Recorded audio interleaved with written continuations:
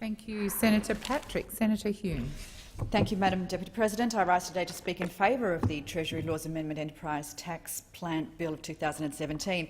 And indeed, it is with great pride that I rise to speak in favour of an extension in the reduction of company tax for all businesses, not just those with turnovers below $50 million. This bill delivers on the remainder of the government's enterprise tax plan reduced in the 2016-17 budget, and the enterprise tax plan is indeed the centrepiece of the coalition's economic agenda. And this is an agenda that we took to the 2016 election, an election we won, an election which gave the coalition a mandate to govern, and the imprimatur of the Australian people to legislate the policies we presented to them. This is something that I want to come back to later.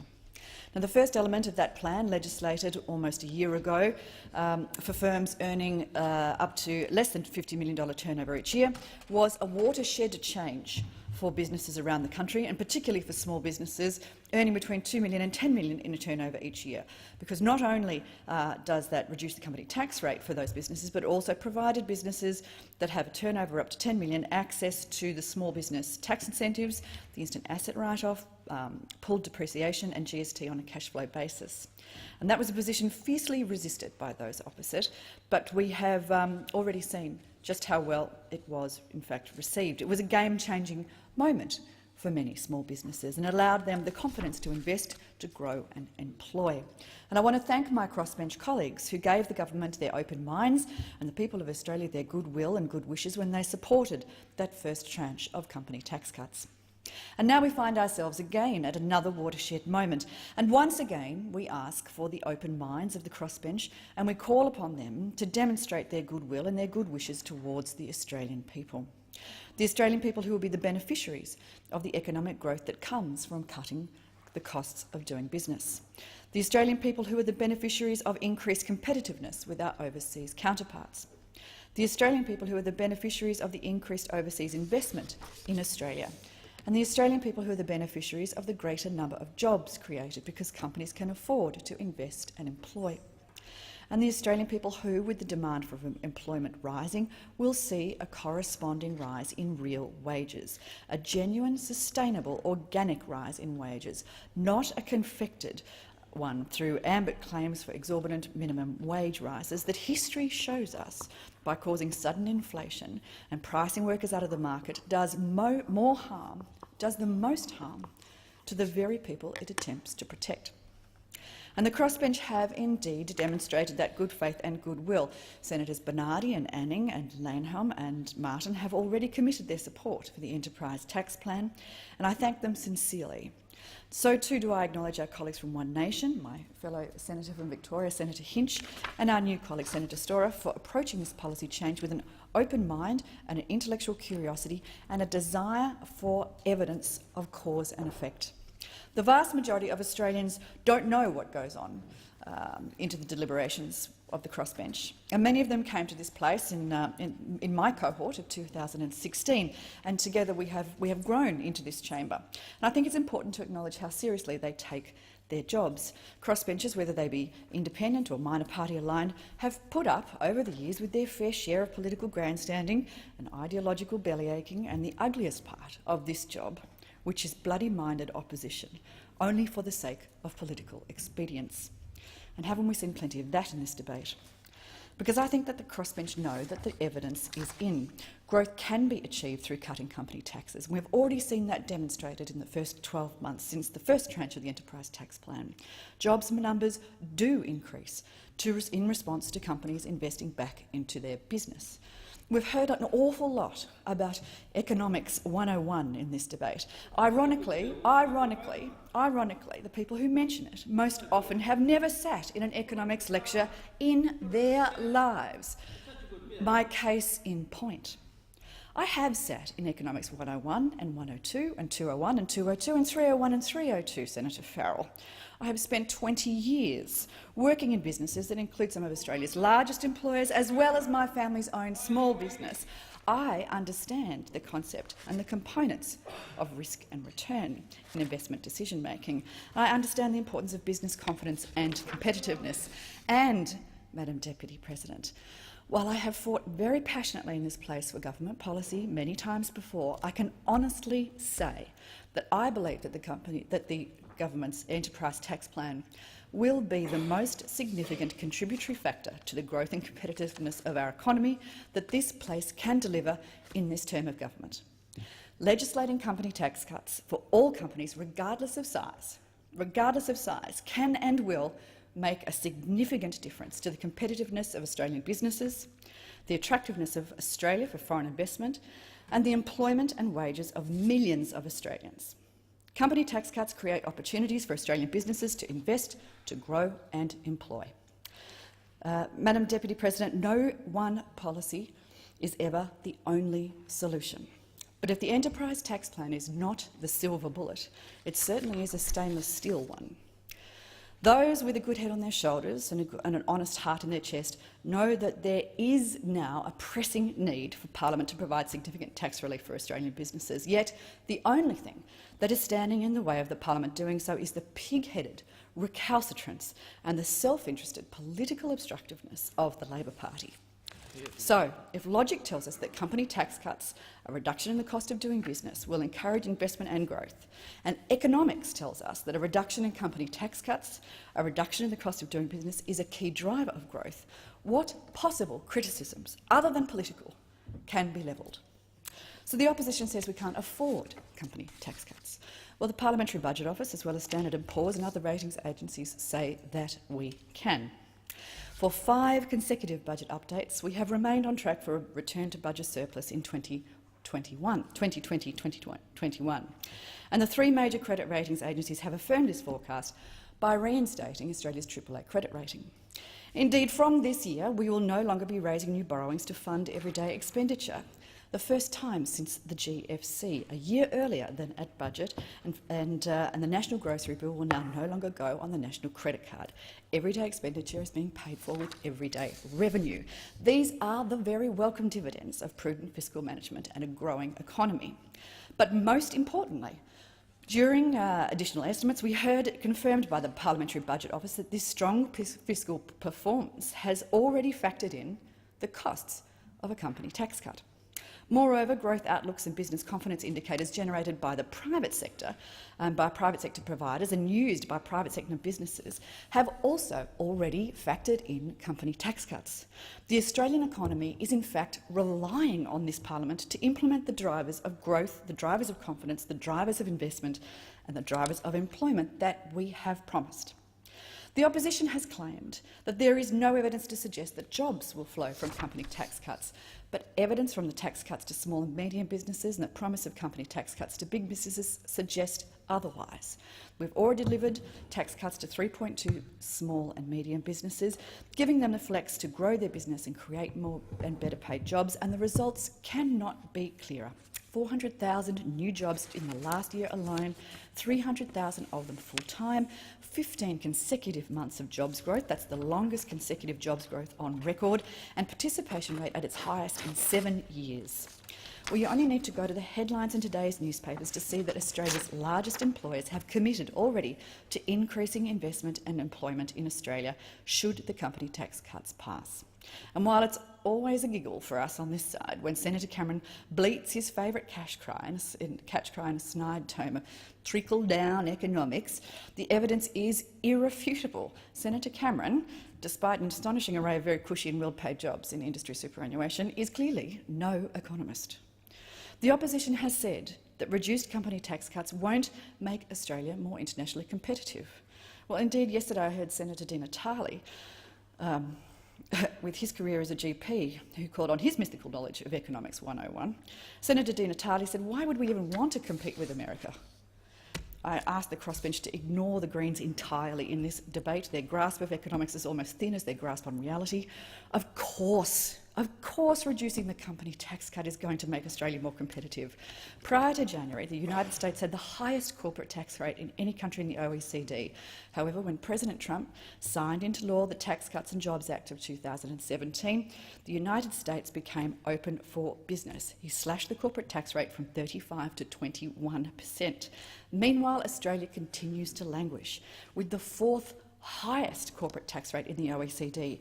If we are to remain internationally competitive in a rapidly transforming world, we must reduce corporate tax rates.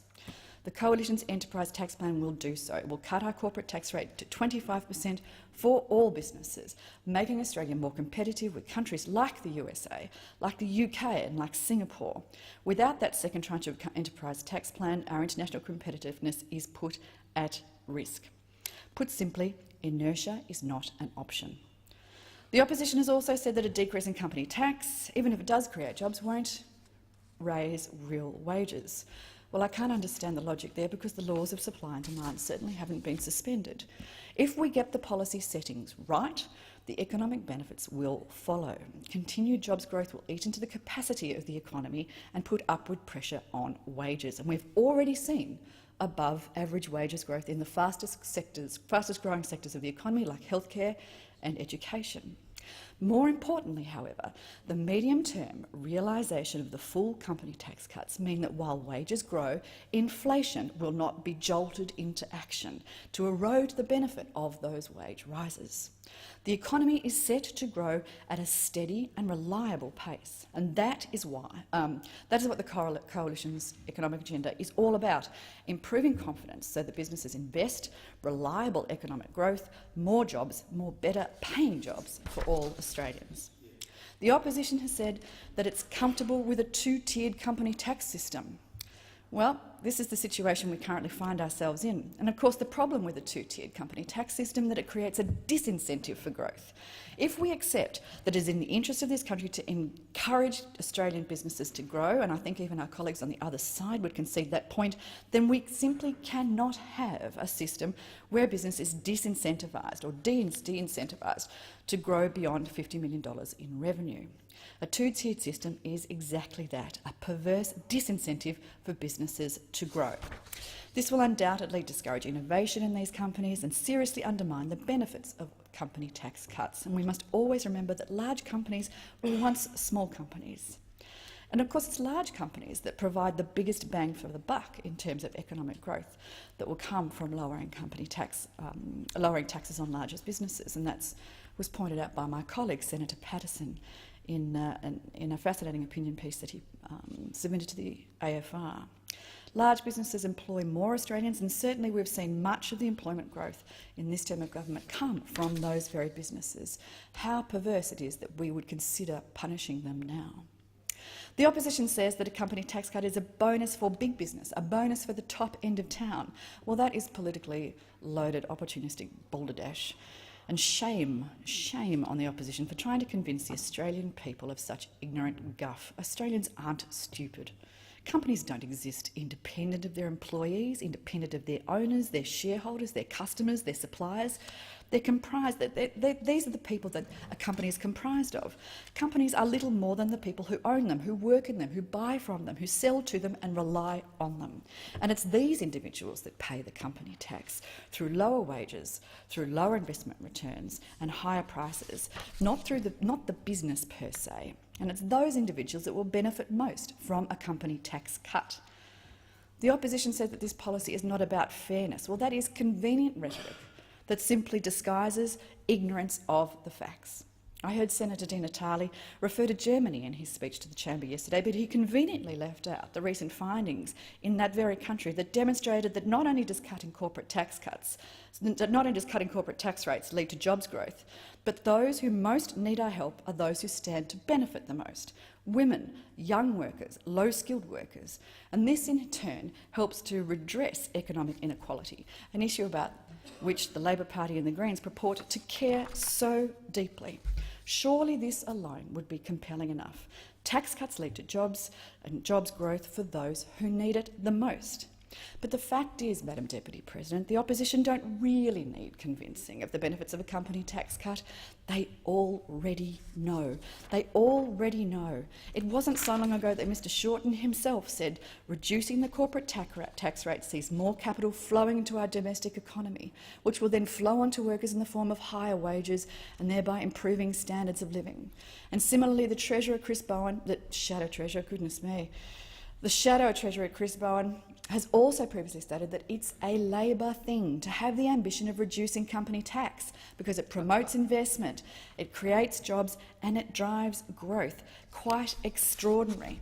I've got so many more quotes from so many more Labor I was going to say luminaries, but I think that might be stretching the friendship a little bit. My favourite one, however, does come from Penny Wong. Indeed, she was quoted as saying in Hansard, only in 2012, that we understand that the cut in the corporate tax rate is important to increase productivity, to promote broad-based economic growth and encourage, wait for it, encourage more investment and jobs across Australia.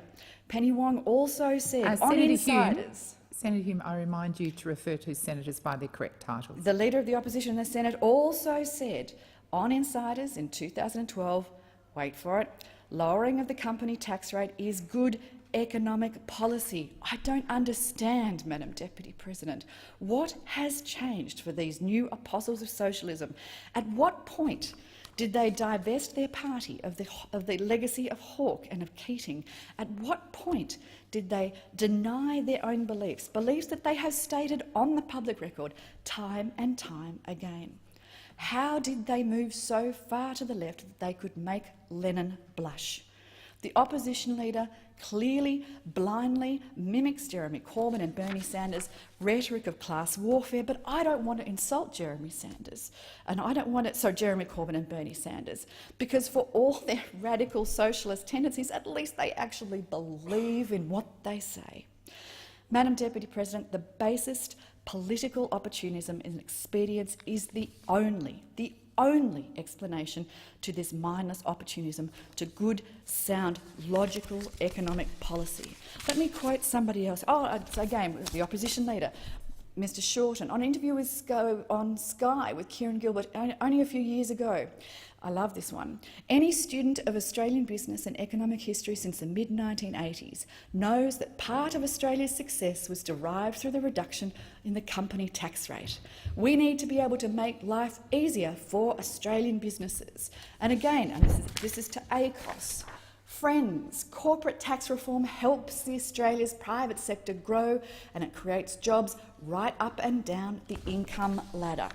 And again to ACOS National Conference, Mr Shorten said lowering the corporate tax rate for small businesses only creates an artificial incentive for Australian businesses to downsize.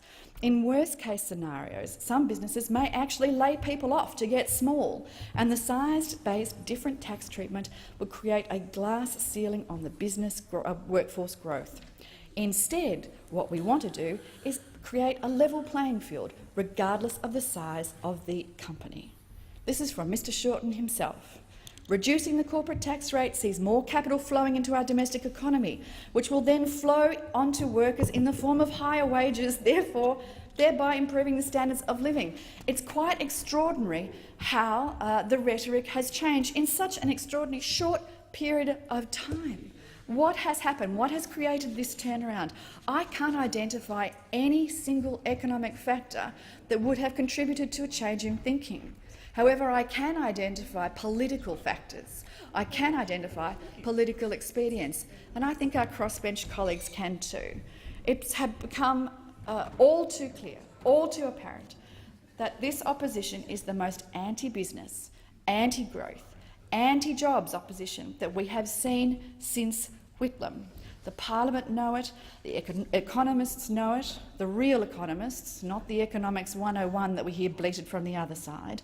The media commentators know it, the business community certainly know it, and the Australian people know it. We expect economic nonsense from the Greens who dwell on the fringe, but this is a party auditioning to govern, and by not supporting the enterprise tax plan, the opposition have abandoned their traditions, abandoned their principles, abandoned the Australian workers who want more jobs, more and better paid jobs, and by denying our economy every opportunity to grow and flourish, you have also abandoned your credibility. I implore my crossbench colleagues to see this opposition for what it is, a hollow shell of rhetoric without shame, devoid of any ideas other than higher taxes and the redistribution of other people's money. But we know that you cannot tax a nation into prosperity. As Winston Churchill said, it's a little bit like a man standing in a bucket trying to lift himself up by the handle. It just does not work.